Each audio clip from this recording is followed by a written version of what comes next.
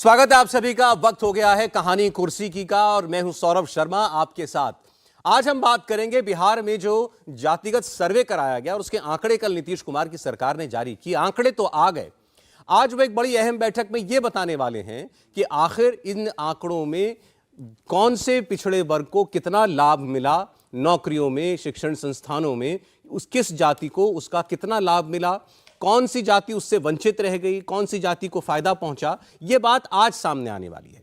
आर्थिक तौर पर, सामाजिक तौर पर, शैक्षणिक तौर पर कौन सा वो वर्ग है जो इन वर्षों में लाभ लेकर अपनी स्थिति को बेहतर कर पाया है, इस पर हम आगे बात करेंगे। और आपके सामने कल जो डेटा जारी किया गया आज उसका कुछ विश्लेषण भी होगा। मेहमान हमारे साथ हैं, हर्षवर्धन त्रिपाठी जी हमारे मेहमान हैं आज। बहुत स्वागत है हर्षवर्धन जी आपका। साथ ही हमारे साथ जुड़ रहे हैं विजय त्रिवेदी जी। स्वागत विजय जी आपका भी। और समीर चौगांवकर साहब भी हमारे साथ हैं। हर्षवर्धन जी की तस्वीर रह गई दिखाना, वो भी दिखा दें। हर्षवर्धन जी एक बार फिर आपका स्वागत है। जी, तो आज को जो डेटा जो कल जारी हुआ था वो हम आपके सामने रखेंगे। पिछड़ा वर्ग, अति पिछड़ा वर्ग, अनुसूचित जाति, अनुसूचित जनजाति और अनारक्षित, ये ब्रॉड कैटेगरी थी जो कि बिहार सरकार ने जारी की थी। इसके अलावा धर्म के आधार पर भी सर्वे किया गया है, तो वो भी रखा गया। हिंदू कितने, मुसलमान कितने, ईसाई, सिख, बौद्ध, जैन, अन्य धर्म कितने। इसमें लेकिन बात बड़ी स्पष्ट है कि हिंदू धर्म और इस्लाम धर्म, इनको अगर आप जोड़ दें तो बाकी धर्मों की संख्या लगभग नगण्य है। उनको जोड़ देने के बाद भी आप बाकी सारे धर्मों को जोड़ दें तो वो 0.5% भी नहीं बन पाता है। इसलिए आज विशेष तौर पर हम बात करेंगे ये जो ओबीसी, ईबीसी और अनारक्षित वर्ग, ये जो कैटेगरी में बांटा गया है बिहार की जनता को, तो आखिर ये डेटा हमें क्या बता रहा है। तो मैं कुछ ग्राफिक्स के जरिए शुरुआत करूंगा आज की कहानी कुर्सी की और उसके बाद फिर हम चर्चा करेंगे, उसका विश्लेषण करने की कोशिश करेंगे। आपको बता दें कि ये जो डेटा जारी किया गया इसका रेफरेंस पॉइंट 1931 का सेंसस था। 1931 में जातिगत सर्वे हुआ था और उसके साथ इसकी तुलना की जा रही है। तो पुराने आंकड़े और नए आंकड़े जो आप समझेंगे तो मानिए 1931 और फिर 2023, तो उसके लिहाज से सवर्ण 1931 में 29.8 थे, लगभग 30%, और नए आंकड़ों में यह आ गया है 15.5%। तो सवर्णों की तादाद काफी घटी हुई आपको इसमें दिखाई देगी। दलित समाज की बात करें 1931 में था 15.9, ये बढ़कर के हो गया 19.7। सवर्ण घटे, दलित बढ़े। आदिवासी 1.3% से 1.7% हो गए, आदिवासी भी बढ़ा। पिछड़ा और अति पिछड़ा 53% से बढ़कर 63% हो गया, यानी 10% की बढ़ोतरी अति पिछड़ा और पिछड़ा वर्ग के अंदर आ गई। यह आपके सामने डेटा है कितनी आबादी 1931 से लेकर 2023 तक घटी या बढ़ी। इसमें आप केवल आपको सवर्ण की आबादी जो है वो घटी हुई दिखाई देगी, बाकी दलित, आदिवासी, पिछड़ा, अति पिछड़ा, इनकी तादाद बढ़ती हुई दिखाई दे रही है। अगले ग्राफिक पर आ जाइए। तो अभी हमने आपको बताया कि आखिर इतने वर्षों में जो पुराना सेंसस रेफरेंस पॉइंट था उसके मुकाबले आज 2023 में किस समाज की का अनुपात जो है बढ़ा है या घटा है। अब अगर एक एक जाति की बात कर ले हम, तो ब्राह्मण जाति की बात कीजिए। इसमें पहले सवर्ण जातियां जो है वो दी गई हैं। तो ब्राह्मण जाति 1931 की जनगणना में 5.4 थी, घटकर 3.6 होगी। इसके साथ साथ भूमिहार 4.7 से घटकर 2.8 हो गए। राजपूत 5.2 थे, घटकर 3.4 हो गए। कायस्थ 2 से घटकर 0.6% हो गए। और यादव 14.4% से 14.2% हो गए। घटौती हुई लेकिन बहुत कम, 0.2% यादव समाज का अनुपात घटा है बिहार के अंदर।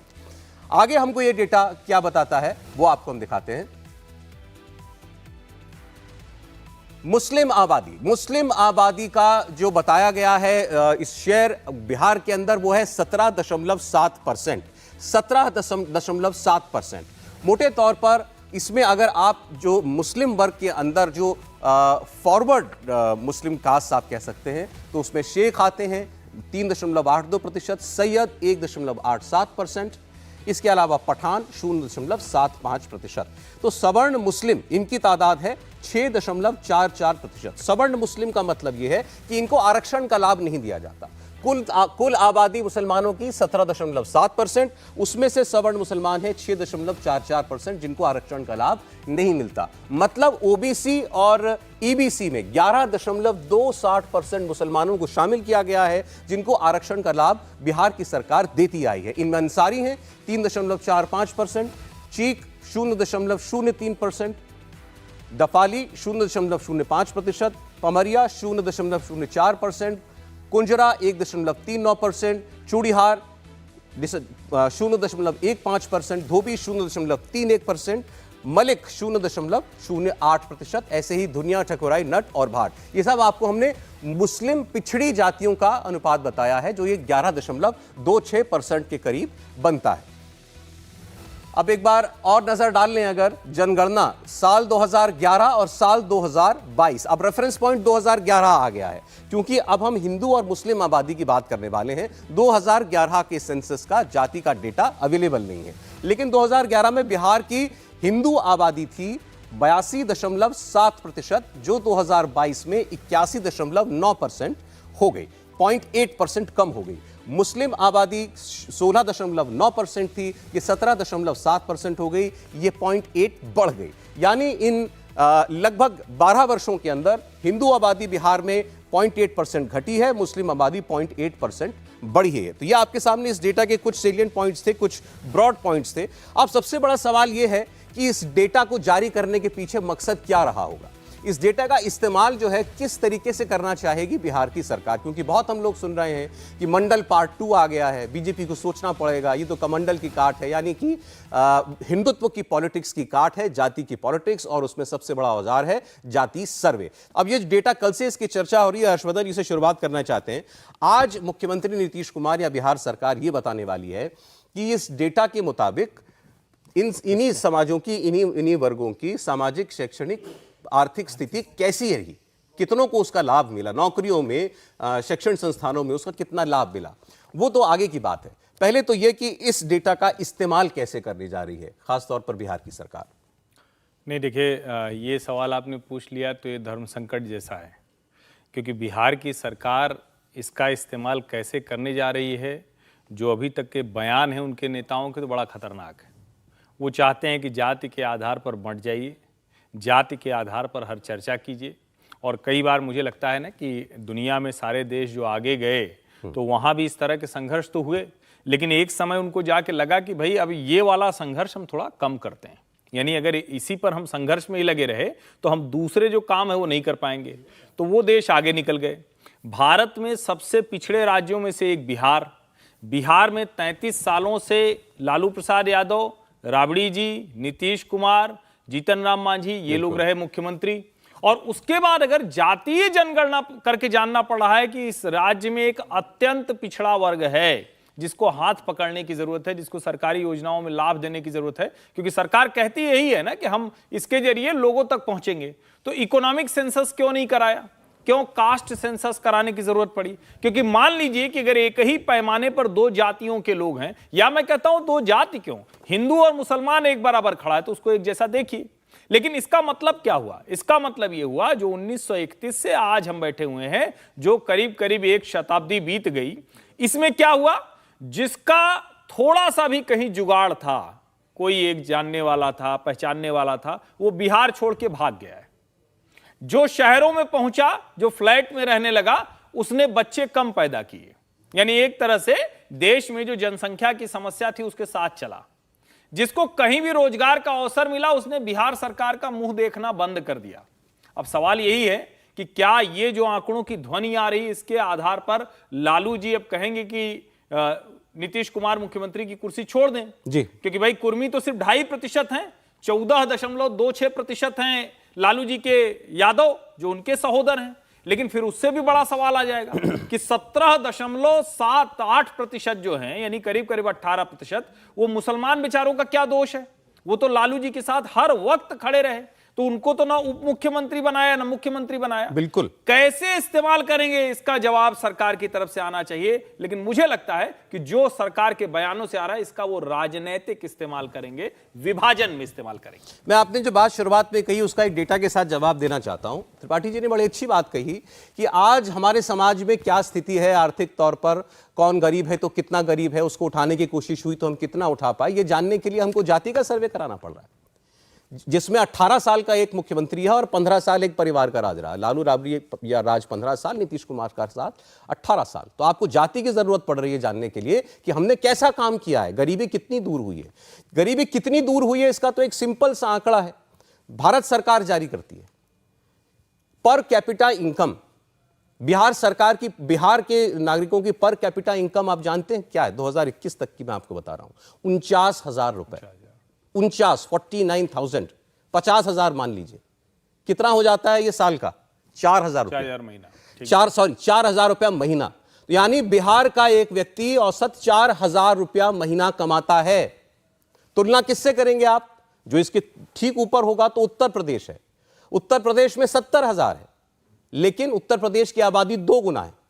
तो इस लिहाज से अगर आप देखेंगे तो उत्तर प्रदेश, ये 13 करोड़ का राज्य है बिहार, उत्तर प्रदेश की आबादी कम से कम 25 करोड़ है। तो वो भी वो लगभग 1.5 लाख रुपया जो है महीना एक उत्तर प्रदेश का व्यक्ति कमा लेता है। अगर आप इस तरीके से तुलना करेंगे तो बिहार का आदमी 50,000 रुपये कमा रहा है। तो इसके लिए आपको जाति दिखाने की जरूरत पड़ी थी। अब चलिए जाति आ गई है तो फिर ये बताएं विजय जी कि जाति में ही आपने क्या दे दिया और कौन सी जाति को क्या दे दिया? देखिए सौरभ जी, मैं तो समझता हूँ ये बहुत ही बहादुरी का काम नीतीश कुमार जी ने और लालू यादव ने किया है कि जिस दिन दोनों लोगों का, लालू यादव जी, यादव परिवार और नीतीश कुमार जी का 33 साल राज रहा है और वहाँ पर हम अपना एक्सरे खुद कर रहे हैं कि भैया ये लोग नहीं ठीक हुए, हमारे पिछड़े लोग आर्थिक रूप से खराब है, अति पिछड़े लोगों की हालत और भी खराब है, जिनको ठीक करना है, वो जानना है। तो मतलब 33 साल में, जाने नहीं जाने, 33 साल में आपने क्या किया ये आपको खुद को समझ में आ गया होगा। तो ये खुद के बारे में ये जान लेना और सबको सार्वजनिक कर देना, क्योंकि आज मुझे उम्मीद है कि सर्वदलीय बैठक होने वाली है, तो सर्वदलीय बैठक में इसके आर्थिक पक्ष के और सब आंकड़े रखे जाने हैं। तो ये साफ हो जाएगा कि 33 साल में भी बिहार की हालत नहीं सुधरी। और इसके लिए कौन जिम्मेदार है? वही जिम्मेदार होंगे ना जिनकी सरकार रही, जो मुख्यमंत्री रहे, वो लालू यादव हों, वो राबड़ी देवी हों, वो नीतीश कुमार हों, सब लोग हैं। तो ये एक, मैं उसको राजनीतिक तौर पे वो किस फायदे उठा रहे हैं, लेकिन ये एक्सरे तो हो जाएगा कि इन 33 सालों में इन सरकारों ने बिहार को कितना आगे बढ़ाया है। बिल्कुल, बिहार का आदमी कितना आगे बढ़ा है, और वो पिछड़ा है, अति पिछड़ा है, उसकी पर कैपिटा इनकम कितनी है, ये सब चीज़ें साफ हो जाएगी। तो अब इस पर क्या करेंगे? जब 33 साल में आपने कुछ नहीं किया, 33 साल में आपने कुछ नहीं किया, तो अब क्या करेंगे और इसका क्या मकसद है? चाहे अनचाहे नीतीश कुमार ने अपना रिपोर्ट कार्ड रख दिया। हाँ, मैं इसको रिपोर्ट कार्ड मान रहा हूं। तो ये बड़ी हिम्मत का काम किया उन्होंने, क्योंकि उनको तो पता है ना कि क्या हालत हुई है और अति पिछड़ों की हालत क्या है, पर कैपिटा इनकम क्या है, उस पर ह्यूमन इंडेक्स पर जाएंगे तो बिहार की हालत देखेंगे तो और एक्सरे आपका खराब हो जाएगा। तो इस सब का क्या पर्पज है, क्या नहीं है, और केवल पॉलिटिकल पर्पज हो कि आप चाहते हो, तो उसको भी मैं ऐसे देखता हूं कि यदि अति पिछड़े हैं तो उत्तर प्रदेश का, ये बिहार के मुख्यमंत्री, बिहार के उप मुख्यमंत्री कोई भी अति पिछड़ों से नहीं है। पिछले 33 साल में कोई ऐसा काम उन्होंने नहीं किया। मुस्लिम्स का आपने जिक्र किया, 17% वो लोग हैं, उनका कोई हिस्सेदारी उसमें सरकार में उस तरह से नहीं है। मिनिस्ट्रीज की हम लोग कल चर्चा कर रहे थे, तो उसमें भी मैंने देखा कि जो अति पिछड़ा वर्ग है उसके 5 मंत्री हैं, और यादव हैं उनके 6 मंत्री हैं, जो 12% है, 14% है, ठीक है। जो 36% है उनके 5 मंत्री हैं। तो उनकी क्या हिस्सेदारी आपने की है, सामाजिक हिस्सेदारी, राजनीतिक हिस्सेदारी और प्रशासनिक हिस्सेदारी। तो अब आप क्या चाहते हैं कि भाई हमने कुछ नहीं किया, तो अब इसका क्या रास्ता, क्या मतलब, क्या समझ मुझे नहीं आई ये बात। केवल वोट के हिसाब से समझते हूँ। देखिए वो क्या करने वाले हैं, जो मेरी समझ कहती है, आप बेहतर जानते हैं कि भाई 50% के आधार पर आपने आरक्षण दिया था मंडल कमीशन के नाम पर, वो तो ठीक है, 63% हो गया। तो सारी कवायद इसी के लिए ही है कि वो 50% की सीलिंग तोड़ो और आरक्षण की सीमा बढ़ाओ। मैं उसको ठीक मान रहा हूँ, लेकिन मैं तो कह रहा हूँ कि आप पहले इस बात का तो जवाब देंगे कि 33 साल में आपने इनको कहाँ पहुंचाया? क्या एक कदम भी आगे बढ़े हैं? वो 33% जो 36% आबादी जो हमारी है, या टोटल 63% जो आबादी है, वो कहाँ बढ़ी? और जो आपने एक चीज़ का और मैं जिक्र कर दूं, जितना आपने जिक्र किया कि ब्राह्मण, राजपूत और जो जिन्हें हम लोग सवर्ण जातियाँ या पावरफुल जातियाँ कहते हैं, उनका तादाद कम हुई है, आबादी कम हुई है। वो आबादी कोई जनसंख्या की वजह से कम नहीं हुई, वो माइग्रेशन की वजह से हुई है, क्योंकि उनके पास ऐसी स्थिति थी कि भाई यहाँ आपने कुछ नहीं दिया तो बाहर आकर वो उत्तर प्रदेश, दिल्ली, पंजाब, हरियाणा कहीं चले गए। इसमें विजय जी एक थोड़ा सा, चूंकि लोगों को भी समझना चाहिए, कोई भी जाति का व्यक्ति, वो ब्राह्मण हो, यादव हो, मुसलमान हो, जो फ्लैट में रहने लगेगा तो 10 बच्चे नहीं पैदा करेगा। जब खेत में काम करना है, जब ठेका पट्टा उठाना है, जब बालू गिट्टी गिरवाना है, बिहार में ही रहना है, यूपी में ही रहना है, तब उसके यहाँ ज्यादा बच्चे होंगे। बड़ा सीधा सा फॉर्मूला है, इसमें कोई रॉकेट साइंस नहीं है। और अगर इस देश के लोग नहीं चाहते हैं कि लोग बेहतर जीवन स्तर हो उनका, और अगर वो चाहते हैं कि उसी तरह से लाठी लेकर एक दूसरे के खिलाफ हाथ और लाठी गिनी जाए, तो फिर ये ठीक है। अच्छा, मुझे एक ब्रेक के लिए रुकना पड़ रहा है, लेकिन एक सवाल है, कम से कम मेरे मन में तो आया और दर्शकों के मन में भी शायद हो। जब हम ये कहते हैं कि ओबीसी की आबादी बढ़ गई, ये सर्वे हमको ये बता रहा है, इसलिए आरक्षण बढ़ना चाहिए, ये मांग होगी, क्या वाकई में ओबीसी की तादाद बढ़ी है? मंडल कमीशन ने 52% ओबीसी के आधार पर 27% आरक्षण दिया था। अभी हमने इस डेटा के आधार पर ही बताया कि इसमें 12% ओबीसी के अंदर जो है 12% मुसलमानों को जोड़ा गया है, तो आप उसको घटा दीजिए तो वही 50-52% पहुंच जाता है। तो क्या वाकई में असल में ये माना जाए कि बिहार का ये डेटा बता रहा है कि ओबीसी की तादाद बढ़ी है? नहीं, जो डाटा जिस हिसाब से आया और कल रात को मैं भी डिटेल में देख रहा था, मुझे नहीं लगता कि इसमें ओबीसी में बहुत बड़ा कोई फर्क पड़ा है जिससे ओबीसी के लेके कोई आरक्षण के लेके नई मांग की जा सकती है। मैं तो एक लालू प्रसाद का एक जिक्र करना चाहता हूँ। जब लालू प्रसाद यादव पहली बार मुख्यमंत्री बने थे, तब उन्होंने कहा था कि मुस्लिम और यादव के साथ पंचफारना मिल जाए, मतलब 5 मसाले अगर मिल जाते हैं तो मजा आता है। उनका कहने का तात्पर्य था कि एक्सट्रीमली बैकवर्ड क्लास जो है वो अगर मेरे साथ जुड़ा हुआ है तो एक अलग आनंद आता है राजनीति करने का। तो मुझे ऐसा लगता है कि उसके बाद भी सत्ता में रहने के बाद लालू ने उस एक्सट्रीमली बैकवर्ड क्लास के लिए कुछ किया ना, नीतीश कुमार ने उसके लिए कुछ किया। लेकिन अब जब डाटा अब उन्होंने जो सार्वजनिक कर दिया है, इसके बाद नीतीश और लालू के लिए कोई बहुत ज़्यादा स्पेस नहीं है कि वो ओबीसी की राजनीति बहुत तेजी से कर सके, एक्सट्रीमली बैकवर्ड क्लास। हालांकि नीतीश कुमार ने इसमें से कोहरी कुर्मी को लेकर अपना वोट बैंक जरूर बनाया था बिहार के अंदर, लेकिन ऐसा नहीं कि अब इसके बाद कोई इनको एक्स्ट्रा एडवांटेज राजनीति में मिलने वाला है। ये सीधा सीधा भारतीय जनता पार्टी से अलग करने की योजना है कि इसके द्वारा एक भारतीय जनता पार्टी के साथ जो ओबीसी बैंक जुड़ा है उसे किसी भी तरह आरक्षण की मांग कर उसे तोड़ा जाए। लेकिन क्यों वो टूटेगा, क्यों? सवाल ये है। और बीजेपी के पास इस जाति सर्वे की कोई काट है क्या, कोई हथियार क्या बीजेपी के पास है?